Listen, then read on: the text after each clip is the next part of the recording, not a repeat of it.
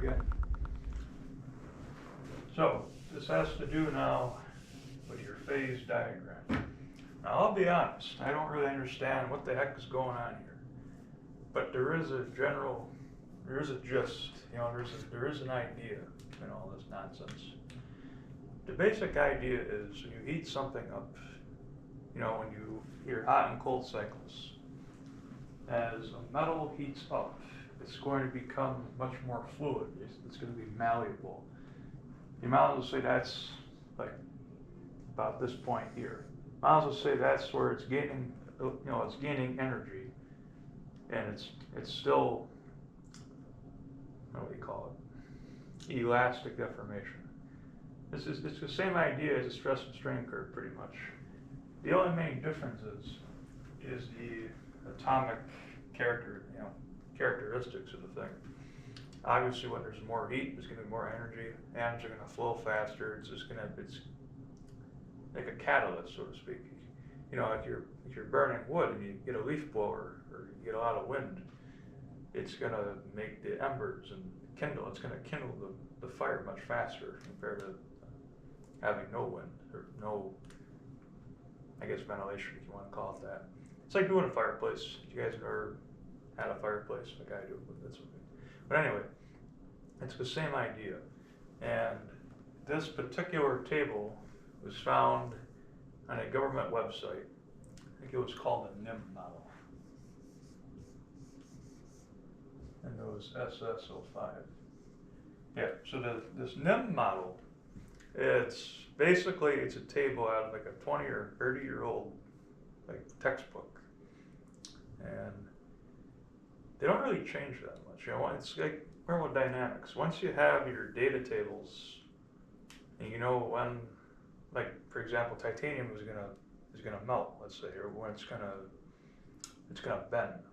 Generally at 1500 to 3000 degrees Fahrenheit, it's gonna start to bend pretty good.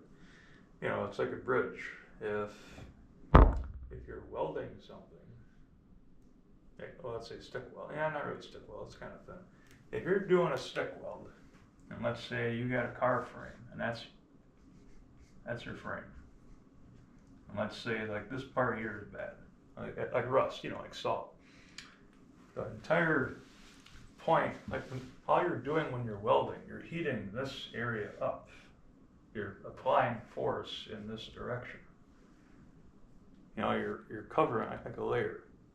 In layman terms, if you know that the max is right here, and let's say you break your tire, or like a wheel falls off. I don't know, that's a bad, never mind. It's a terrible example, am I thinking? Like your frame breaks, okay, there we go. If your frame breaks, and you have it welded, it comes back here. Well, let's say now, if you take the same impact point, like if you get rear-ended, you get T-boned by somebody who's not thinking. Instead of thinking all this time, now it's immediately back up and then poof, you're down. You're done. It's the same idea. It's just now you're placing force with heat, and you have phases.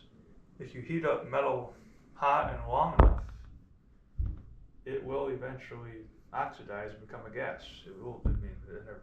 It's rare, in everyday life, but think about it, when a volcano explodes, technically in the rock, in your igneous rocks, there are bits of iron ore and coal and stuff here and there. You take pressure, obviously you got coal, and give it like thousands of PSI, now you got diamond. You got diamond flying on a mountain. It's the same idea. But the gist of it is, when it's a gradual incline, it's a BCC structure. But once you get up to what I like to call the correlation, like where the paths meet, so to speak, so where the heat meets the limit of the material in terms of Celsius and centigrade, then it can change the phase to a FCC structure. So that basically means the behavior of the material will change from a rigid solid to almost like a liquid, like a tungsten